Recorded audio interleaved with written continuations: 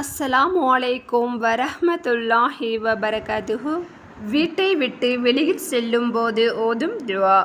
உம்மு சலமா ரலியல்லாஹு அன்ஹா அவர்கள் அறிவிக்கிறார்கள், அல்லாஹ்வின் தூதர் முஹம்மது நபி ஸல்லல்லாஹு அலைஹி வஸல்லம் அவர்கள் எனது வீட்டிலிருந்து வெளியே செல்லும் போது வானத்தை நோக்கி பார்த்துவிட்டு துவா ஒன்று ஓதினார்கள்.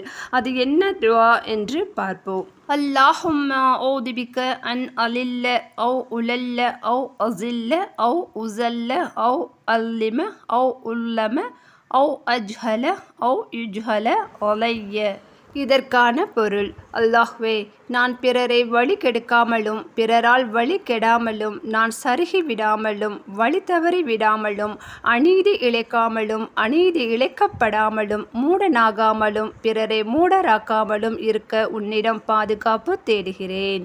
இந்த துஆவை ஓதாமல் அல்லாஹ்வின் தூதர் முஹம்மது நபி ஸல்லல்லாஹு அலைஹி வஸல்லம் அவர்கள் வெளியில் செல்ல மாட்டார்கள் என்று உம்மு சலமா ரலியல்லாஹு அன்ஹா அவர்கள் கூறினார்கள். இந்த ஹதீஸ் இடம்பெற்றுள்ள நூல் அபூ தாவூத் 5094 கூறப்பட்டுள்ளது.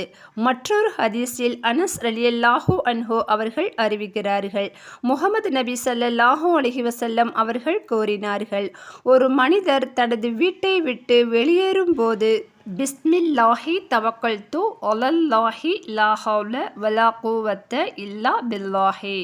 இதற்கான பொருள்: அல்லாஹ்வின் பெயரால் வெளியேறுகிறேன், அவனையே நான் சார்ந்துள்ளேன்.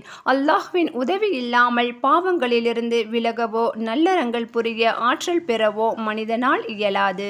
இந்த ஹதீஸ் இடம்பெற்றுள்ள நூல் அபூ தாவூத் 5095 கூறப்பட்டுள்ளது.